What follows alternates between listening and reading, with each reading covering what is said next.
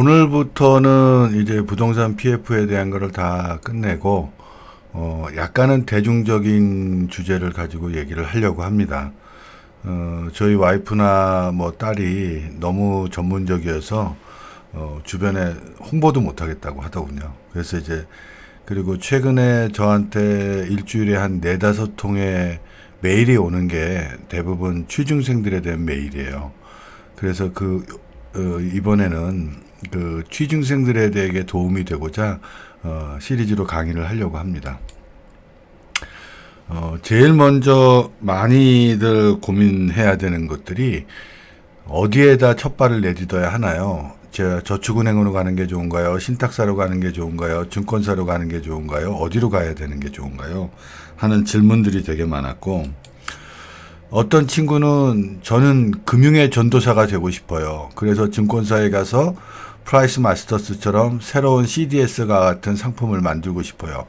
이러는 친구들도 있었고요. 그리고 제가 중요하게 생각하는 것 중에 하나가 직장인과 전문인의 차이가 있어요. 그래서 나는 어떤 걸로 젊은 사람들이 목표를 삼아야 되느냐, 이런 것들에 대해서 좀 얘기를 하고 싶고요. 그리고 금융인의 미래는 어떻게 되는가. 그러니까 우리가 대학교 입학할 때도 시험 성적에 맞춰서 가잖아요. 그만큼 금융인이라는 것이 뭔지를 잘 모르고 한다는 거죠. 그래서 금융인의 미래가 뭔지를 좀 설명하려고 합니다. 어디에 첫 발을 내디뎌야 되는가를 금융인 취직생들이 저한테 물어오면, 저는 신탁사라고 얘기를 해줍니다. 이유는 뭐냐면, 부동산 금융은 신탁이 처음이자 끝이에요. 그러니까 신탁으로 가면 여러 가지 일들을 배울 수 있고, 모든 부동산 금융은 신탁 없이는 이루어지지 않습니다. 그래서 부동산 금융의 처음이자 끝이 바로 신탁사이기 때문에 저는 보통 신탁사에 가서 최소 2년간 근무를 하라고 추천을 합니다. 그래서 신탁사에 가게 되면, 개발 신탁을 하게 되면 시행 업무에 대한 처음부터 끝까지를 다 배울 수 있고, 관토를 하게 되면 증권사 PF든 모든 PF의 현금 흐름을 알 수 있고, 그 다음에 분관, 담보신탁, 대리사무 등 굉장히 부동산 금융에 있어서 핵심적인 요소들은 다 배울 수 있어요. 그래서 저는 반드시 신탁사에 가서 2년을 근무하라고 그렇게 추천을 합니다.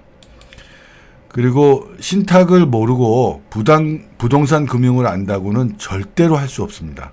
그래서 신탁이 기초고, 신탁을 모르고 부동산 금융에 대한 일을 하겠다라는 것은 언어도단입니다.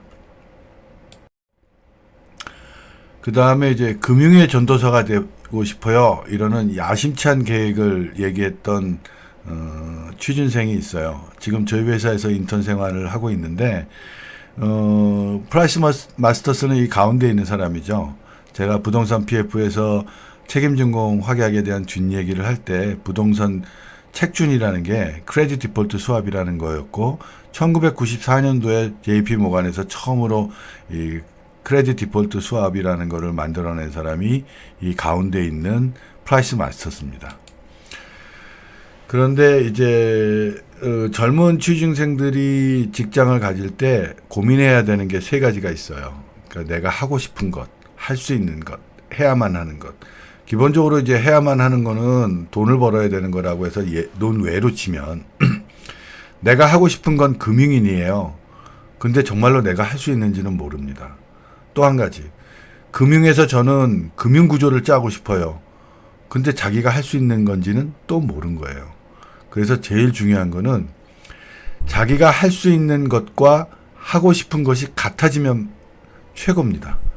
근데 할 수 있는 것은 이건데 하고 싶은 것을 계속 꿈만 꾸면 그것도 반드시 문제가 생겨요. 그래서 자기가 할 수 있는 것의 범위를 넓히는 게 중요합니다. 그래서 천천히 기초 자산을 많이 쌓아야 돼요. 그때 제 인턴 중에 한 명이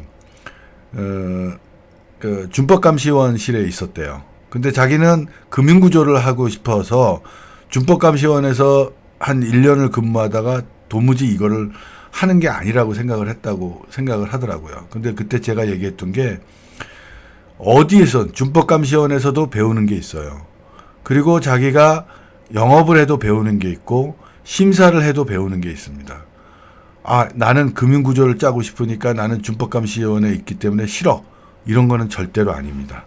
어느 부서에 있던 금융에 속해 있으면 다 그 해당 부서에서 배우는 게 있고 그 해당 부서에서 배운 것이 바로 기초자산이 됩니다. 그리고 자진 이직의 경력은 최고의 약점이 돼요. 1년마다 회사를 옮긴 사람 절대로 성공할 수 없습니다.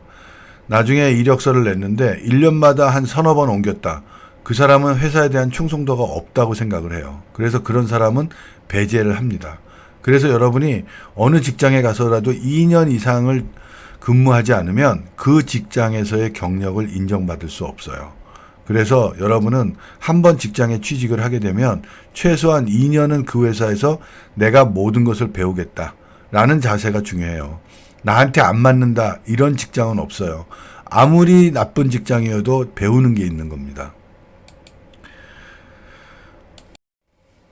그리고 이제 직장인과 전문인을 좀 구별을 해야 되는데 직장인으로서 한 10년, 20년 되면 전문인이 됩니다. 사실은 자기가 뭐 저축은행에 갔다 신탁사에 가서 10년을 근무했다가 하게 되면 그 업무에 관해서는 남들과 다른 전문인이 되는 거죠.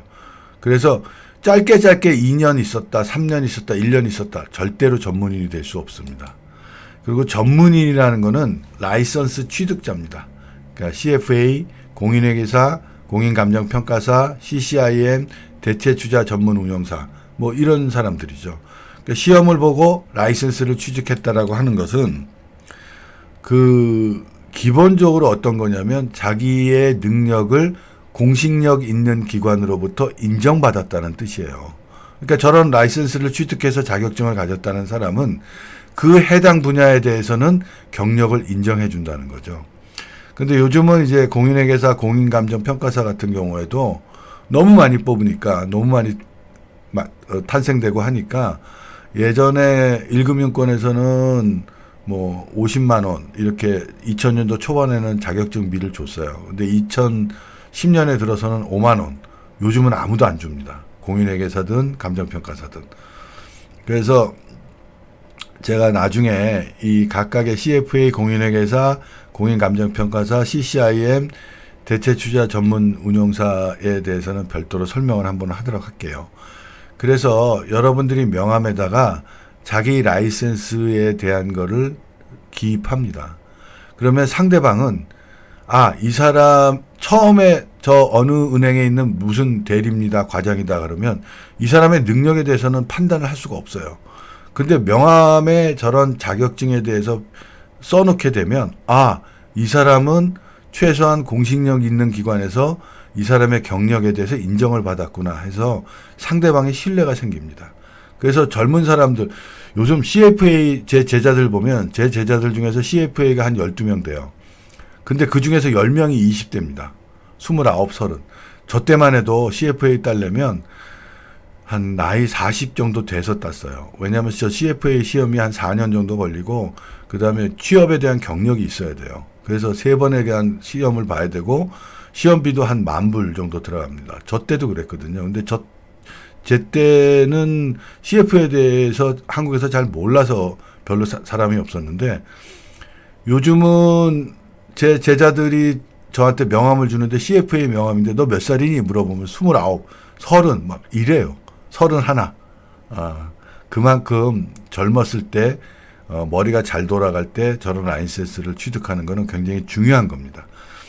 그래서 가장 제가 이제 제자들한테 말하는 게 금융 일을 하고 싶다 그러면 금투협회사는 투자자문사 그 시험을 봐서 따는 게 있어요. 그 3종 세트라고 그러죠. 뭐 증권, 뭐 채권, 뭐 여러 가지인데 가장 기본적인 겁니다. 그것만큼은 반드시 따두셔야 됩니다. 그러니까 사실은 공부를 한다는 게 왜 중요하냐면 자기 전문 분야에 대해서 지식을 쌓는 거기 때문에 어깨너머로만 배우는 건 반드시 자기 게 안 됩니다. 그래서 여러분도 반드시 공부를 하셔야 돼요. 정리를 해보자면 신탁은 부동산 금융의 처음이자 끝입니다. 그래서 부동산 금융을 하고 싶은 사람이면 저는 반드시 신탁사에 가서 최소 2년을 근무하라고 권하고 싶습니다. 그리고 공신력 있는 자기의 경력을 인정받으려면 전문인이 돼야 돼요. 그러면 어떤 저축은행이든 증권사에서 10년 이상을 근무하거나 또는 공신력 있는 기관에서 자기가 라이선스를 취득해야 됩니다. 그런 사람만이 상대에게, 고객에게 신뢰를 줄 수 있어요. 하고 싶은 것, 할 수 있는 것, 해야만 하는 것 세 가지가 있다고 말씀드렸죠. 그러니까 자기가 하고 싶은 것을 위해서 할 수 있는 것의 범위를 점점 넓히고 그 깊이를 깊게 하다 보면 하고 싶은 게 됩니다. 사실은 교세라를 파산 직전에서 일으킨 회장님의 유명한 말은 자기가 할 수 있는 것을 하고 싶은 것으로 만들라는 뜻이에요. 그게 무슨 말이냐면 내가 이걸 할 수 있어. 그러면 딴 걸 하고 싶어도 내가 할 수 있는 일을 제일 좋아하라는 거죠. 그러면 성공한다라고 얘기를 합니다. 그러니까 여러분들도 가만히 오늘 생각해 보시고 내가 해야만 하는 거를 논외로 치고 할 수 있는 것이 뭔지, 그리고 하고 싶은 것이 뭔지, 하고 싶은 것을 위해서 내가 어떻게 할 수 있는 것의 범위를 넓힐지를 생각해 보세요. 취준생에 대한 시리즈는 한 5번 정도로 나눠서 하려고 합니다. 감사합니다.